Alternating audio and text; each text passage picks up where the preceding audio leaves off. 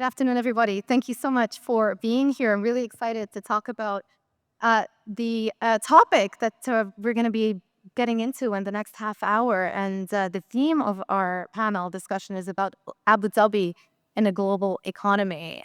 There's plenty to unpack, not least Abu Dhabi's growing role as a financial hub on a global scale. But then equally, you talk about so many different events that could shape the outlook for the global economy in the coming years and into 2025. So with that, I'm going to start with you, Ray, if you don't mind.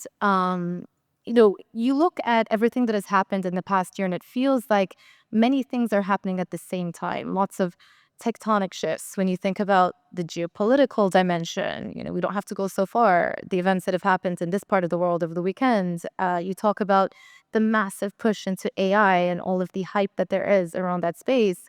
And then you also talk about potential trade barriers going up next year, possibly even more so with the return of the Trump administration. So when you think of all of these things going on concurrently, how do you construct a narrative for where the global economy could be headed in the coming years? Well, no, thank you for having me, and thank you for your question. In my life, I've been doing this for about 50 years. And in my life, many times that I've been surprised about things that happened, I realized they just didn't happen in my lifetime, but they happened many times in history. And so there are three big things that drew my attention to this pattern. And then I think there are five big forces. And the first of that is the debt, money, economy, markets force. You create credit, it creates buying power, it also creates debt. And then we have debt issues. And so we have a government debt issue, and you deal with these debt issues, we all do. And then the economic. So there's a cycle.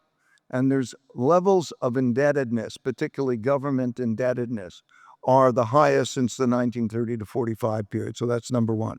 Second is that we have periods of internal order and disorder. Disorder when there are large wealth and values gaps that create populism of the right and populism of the left, and internal conflicts. Internal conflicts, which we can see happening in many of these countries. We never had populism of the left and the right in developed countries in my lifetime. Third thing is the great power conflict, the rise of a great power to challenge an existing great power and the existing world order, China particularly, and the United States, and the change in how the world order is working. Number four from research is acts of nature. There have been more droughts, floods, and pandemics have killed more people than wars and have toppled more orders than that. And number five throughout history is technology, the invention of new technologies. And now with the inventions of AI and those new technologies, we have the greatest technological changes. Those things, those five forces are coming together, and they're very interdependent. Like the cost of climate change is $8 trillion a year, roughly, and that's out of a $100 trillion economy. So when I look at this, I see this consequence. I think that if we take, let's say, the elections that have just happened, and we're seeing in different countries, there's a left-right conflict and how that goes. And then, anyway, I'll probably take too long and answer your question. But I think that whatever we're going to talk about here will be under any one of those categories. And the interrelationships that we're going to have with the other will determine the nature of what transpires. Hannah, I want to pivot and turn to how some of the factors that Ray was just listing could influence and impact Abu Dhabi. No man is an island, no country is an island. We still live in a globalized world, even though it's increasingly turning more and more deglobalized or more fragmented, I should say. How do you see some of those shifts impacting the Abu Dhabi economy? Thank you, and thank you for having me. We've seen Abu Dhabi play, and all the morning sessions talk about how Abu Dhabi has positioned itself on a global front and positioned itself as really a financial hub for the globe. And what we have seen is really partnerships and economic ties with different countries to help, develop and put investment programs in various sectors is really important. And we've spoken about AI and technology. That's one of the sectors that Abu Dhabi has been really focusing on and investing and pushing forward, as well as a renewable energy sector. On the AI front, we have seen how Abu Dhabi positions itself, collaborating with US and other technology firms in terms of building partnerships and how we can evolve and play an important role, establishing funds, investments that really focuses on investing in this sector and really taking innovation forward. And on a renewable energy sector, there still a lot that has to do with innovation when you talk about renewable. And again, since COP28, we have seen an acceleration and a focus and investment in that area.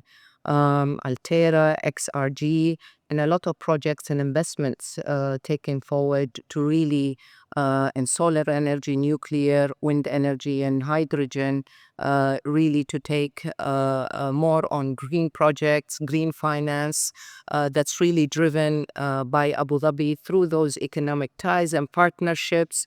You find it here in the UAE as well as outside the UAE. So it really have looked at developing those economic ties and partnerships in different countries and really developing those development programs and investment to accelerate, some of the sector development and focus on specific industries. Sergio, well, taking it to the financial system, again, when you're thinking about the outlook, you have to be very cognizant of some of the macro risks and some of the geopolitical risks as well. And I just wonder whether you think this fragmentation that we talk about, or geoeconomic fragmentation, as the IMF like to put it, may lead to fragmentation of different sorts and eventually fragmentation of, say, rulemaking with different jurisdictions operating under different set of regulatory regimes. So does that actually create an opportunity, or does it create a hindrance for the financial system around the world? Well, both. I have to say that the fragmentation, of course, when you look at the geopolitical developments, it means clients and people are looking for diversification. And so you see, for example, the UAE and Abu Dhabi most likely being a beneficiary of this. If you think that around 7,000 people will come to this country in 2024 as a function of I'm talking about millionaires and multi-millionaires will migrate because of a need of diversification and fragmentation, and in a sense is an opportunity, but is also a threat. The fact that we are most likely going to see an escalation of barriers, tariffs, sanctions coming will impact the flow of capitals and eventually make cost of capital more expensive. And the one countries that are going to be under more pressure are going to be the developing countries. So in a sense, this can eventually also lead to an escalation on the geopolitical front. So, I have to say that we need to look at these opportunities also in the eyes of potential threats and some potential turmoils. On a micro level, of course, very much focused on the integration of Credit Suisse right now. But what would you say is, at a macro level, the biggest risk that you worry about in the years to come? From a macro standpoint of view, I would say that financial markets got used to. I could a level of complacency that is quite high in relation to geopolitical events, but also in terms of macroeconomic and fundamental issues. Ray just mentioned the level of indebtedness of governments, and so everybody seems to feel comfortable that this can go on for forever, and that can change. And particularly, I would say that if tariffs goes too far in terms of bargaining power, they may create a new inflation, and that new inflation will eventually translate into higher rates, and then the sustainability of the debt Zhao there is going to be posed into question, both public but also private debt. Yeah. So on the inflation, that's a nice segue for my question to Jihad, because it feels as though the again, what policymakers are focused on has shifted. And the past 2 years, it's been this fight against inflation, inflation beating. Central banks got to a point, I think, a couple of months ago where they felt comfortable enough to start with an easing cycle. But again, the narrative may change because of upside surprises that are coming through the potential implementation of tariffs, which could be inflationary as well. So in an environment where central banks are obviously focused on the price stability mandate, politicians want to stimulate growth, bringing it back to the UAE, what role can the financial sector actually play in helping to get to those outcomes? Thank you. It's a very interesting question. Let me maybe follow up on what has been said. Okay. Major transformation, uncertainty, inclusion, in a world where we still have legacy, the legacy of debt and the legacy of inflation. When you aggregate all of this, it brings you to an immediate conclusion: the role of the financial sector is going to be more important than ever. You need deep market to finance all these large transformations, the acceleration of some of the trends, both in terms of technology, environment. You need to address legacy issues, high level of debt, in a world that is becoming more and more uncertain and where the risk of fragmentation is in fact going to impact the overall growth in the economy, and you need more inclusion. Therefore, the role of the financial sector is going to be key. In the region, the role of the financial sector still have a potential to grow because we still have huge set of investments that we need to finance. And this is where deepening the market is very important. In a recent study, we showed that the productivity of capital is low in the region. It's not only the productivity of labor over the last 2 decades. Therefore, we need to deepen financial markets. We need to strengthen the role of the capacity of the market to channel resources, which means that the role of the state has to change. The role of the state in the region is still very present in the operations, and therefore repositioning the state, allowing more private sector to play deep in the markets, strengthen the role of institutional investors. Those are basic fundamentals, but are very important going forward. Last element, I think that technology will bring the capacity not only to address the issue of accelerating trends, but also foster inclusion. Inclusion is very important. Access to finance is still low in the region. For SMEs and below is 5% of GDP, while in other emerging markets is 15%. Only by catching up, you will have huge impact on growth, huge impact on financial potential. Therefore, I think we are at an important moment, and being here in this platform for future finance, I think it's a good way to charter the future, not only for the local market, but also for how the region can strengthen further its growth and inclusion through financial sector. Ray, I'd like to ask you a question about channeling capital. Not a day goes by this year where I haven't talked about stock markets in the U.S. making another record high. I think today, 57th record high for the S&P. You talk about Bitcoin breaking through $100,000. You talk about some meme stocks coming back in fashion and vogue again. Corporate credit spreads at the tights. And it feels like there is, well, number one, very tight valuations, very rich valuations, but also potentially a lot of froth in the market as well. How do you channel capital in an environment where most things seem to be trading rich on a historic basis? Most things, can you say that last part again? I didn't hear you.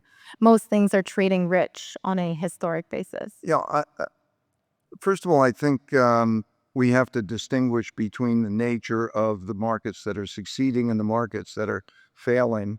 And so what we're really talking about is a concentration of stocks, particularly technology stocks, new development technology stocks. If you look at a number of markets around the world, a number of markets as a whole on a real dollar basis are down relative to 10 or 15 years ago. So there's a big distinction between the new technologies. But I think that we're in an environment where the locations and the technologies are very different. What I mean by locations, very different. I think that Abu Dhabi, for example, is a renaissance state. That Abu Dhabi is in periods of great conflict, there are countries that are not doing well, that they have a fight between, if you look at wars, there are winners and there are losers and there are neutral states. And so Abu Dhabi is a neutral state, basically a renaissance state, where it has basically those elements. What are the elements? Put aside Abu Dhabi and just think of what are the elements. Places where you raise your children well, they're well educated and they're capable, and they behave civilly together, and they also have a place where there's resources where you can be inventive. So when we're looking at the world, I think the distinctions are enormous between what companies are doing well, and that has a big wealth impact. For example, in the United States, the unicorns, fantastic new inventions that make new unicorns. But there's basically about 3 million people who are behind those companies in a country of 333 million people. And so I think that one has to make the distinctions. There are some countries that are rich and there are some places. You look at Europe, the situation in Europe is very discouraging because of the debt, the economic circumstances, the cost of military, the social fragmentation, and so on. So I don't think you can make a generalization that something is expensive or something isn't. You have to pick where you're going to be in that environment. I think you have to diversify well. So you want to be in the places that have those fundamentals correctly, I think. Yeah. And Hannah, I guess that leads in nicely to what I wanted to ask you, which is essentially having the right conditions in place to allow for institutions and even on a personal level for people to flourish. I wonder how you see what Abu Dhabi has done in terms of steps the last couple of years in terms of being able to attract wealth, to attract asset managers, new sources of capital into the Emirates, and whether you think that actually momentum that can continue in the coming years, given also in the region, you're seeing competition from other areas as well. Yeah. No, I mean, today is really a reflection and a result of many years of work to really position Abu Dhabi and the UAE as a financial hub and really attract, institutions to, base their operation here, come to this region, invest in this region, and really be part of that economic growth. This has been years of development. The UAE has always been open to financial institutions. We have many players. Competition has always been part of our forte in this market, more than 50 banks and now on the rise. You have ADGM as a financial hub that, really incentivize many institutions to join. We have seen a very big inflow of fund managers, asset management companies establishing themselves here to operate within the region because there are opportunities in this market. And I think it's also because of the platform that has been invested in and created to enable them to operate in this market. The openness in terms of the policies, the regulation, the ease of doing business, that has been really a great plus for institutions to come and operate here. And then, of course, we see a lot of influx in terms of high net worth wealth managers moving into here. It has been this region an attraction for many family offices, for many wealthy institutions and individuals to base themselves here. And that's because over the years, there has been consistency, stability, a great platform to operate and, to establish their offices here. So today is really a good result of, the years of work. And I think it doesn't stop here because as we move forward over the coming years, this great objectives, clear objectives in terms of what needs to be achieved, the whole ecosystem is working towards that objective, and there's very much clarity in terms of what needs to be done, and the execution really attracts many to come to this region. And then, of course, the promising economic growth this region has to offer. well, Sergio, onto a financial system that has existed for a very long time, the Swiss banking system, and it's gone through various phases. There's been an evolution, so to speak. And 20, 30 years ago, Swiss banking, you say the word Swiss banking and people would have a different connotation versus what Swiss banking is today. There have been several shocks in the last few years, going all the way back to GFC, but then obviously Credit Suisse happened as well. What would you say are some of the biggest lessons that one can glean from the experience of what has happened to the Swiss banking system that a jurisdiction like the UAE, like Abu Dhabi, can take from it? Well, first of all, it's true that despite all these changes, we have been fortunate. We have been banking with in the Middle East for 60 years and with 3, 4 generations. So we have a lot of experience in that sense. So I guess when I look at, it's very important to keep a good standard of regulation, predictability around regulation, around the legal system. This is one of the strengths of Abu Dhabi. The ability to attract people and combine innovation, technology will be important. The connectivity with financial markets, but also the infrastructure that we see now being developed here. Easy place to travel from and travel to new locations is very important. The lessons learned is that don't underestimate how valuable predictability is. So at the end of the day, one of the biggest issue that is affecting Europe and maybe even Switzerland at this stage is the lack of predictability, and so many changes also around the political landscape, regulation, laws.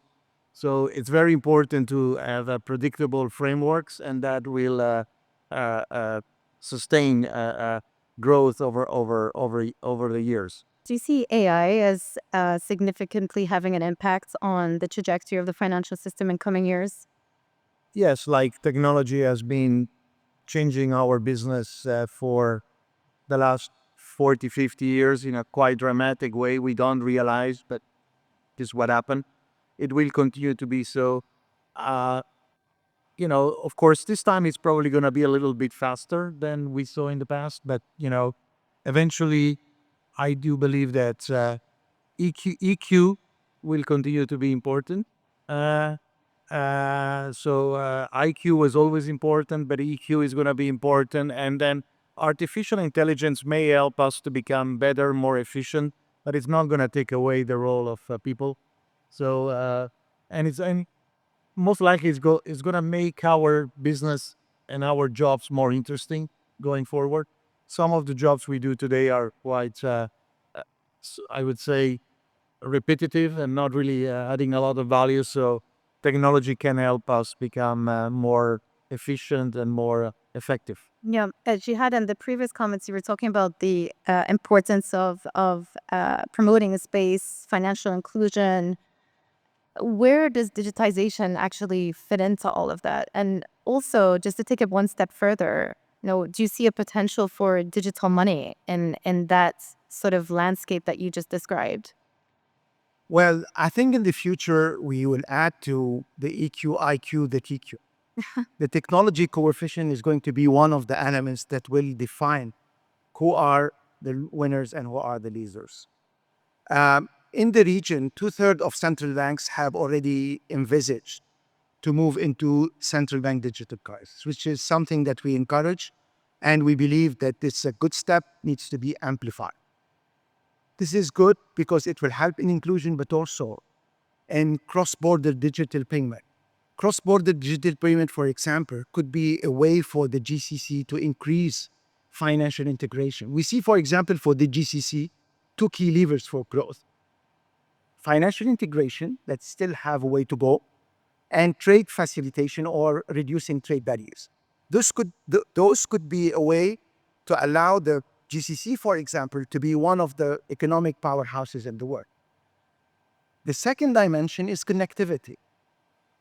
In the today's world, connectivity is becoming a key element, especially in the fragmentation. All what can be done in order to remove barriers, create corridors of trade, connectivity with, for example, with Asia, new connectivity with Europe, and so on, are very important. And with that, technology has to accompany. Inclusion is very much a potential very much an area where technology can play a great potential. Therefore, we are encouraging countries in the region to accelerate. We are monitoring this. We're working with central banks in the region in order to make technology one of the key levers for that. The state has a role to play, and the state has to be the one who would conceive the overall architecture, but again, give the private sector the capacity to lead and to grow. The region, especially the GCC, had a third type of economic actors, the accelerators, which are the sovereign wealth funds. And I think also there is a role that the sovereign wealth funds could help in accelerating this transformation and make what Ray was mentioning, that we are in a Renaissance era, to have this Renaissance era to even flourish more. Ray, I'm just going to give the final question to you, given we are in some parts of the world in a Renaissance era and other parts perhaps not. But we spoke about the rising debt profile, especially in the US. We talk about, again, the increase of debt. More and more people are talking about the size of the US deficit. But I do wonder if perhaps the biggest risk is the one that's staring us in the face, and that is tariffs. We could be sitting here in 1 year's time and the world could look very different if the new Trump administration comes in and imposes these quite onerous tariffs around the world. How are you thinking about what the world could look like in an environment of much higher tariffs? I'm sorry, because of the noise. That is zero noise. How am I thinking? Higher tariffs, the impact of higher tariffs. With the new Administration. I think we're operating in an environment which is very much like the 1930s. And I don't want to use the word there's a hard left and there's a hard right approach. And the hard right approach is a nationalistic approach in which protectionism is a source of revenue, tax revenue. It's not much emphasized, but it's going to bring in a lot of tax revenue. Then there's protectionism. And that environment is because we are at a world at war. In terms of an important part of this is the belief that China and the United States could get into a war. So we are also dealing with the development of essential domestically produced items. And that includes not only chips, but it includes many essential items. And that difference is very much like the 1930s. So you have a right of center, let's call it a hard right notion of, also it will represent top-down, not the classic free market. It's more of an industrial policy. In the 30s, when you have a war kind of environment, or certainly a threat of a war kind of environment, as we have, it's not exactly the free market. It is that there are compelling necessities for the government to achieve certain things. That self-sufficiency, that power, that military strength, and all of that. That all enters into the package, so that there's a right-left conflict in terms of, in the 30s, we called it fascism and communism. There is that kind of conflict, and then there is the top-down management. And so when we say the, United America First type of policy, it represents the fact that we have come from a world in which there was more globalization. The IMF, the World Bank, the United Nations, all coming together to be able to operate in a world community. It's now more a individual interests at odds in a world that has greater internal conflict and also greater external conflict. Thank you very much. And panelists, thank you for your time.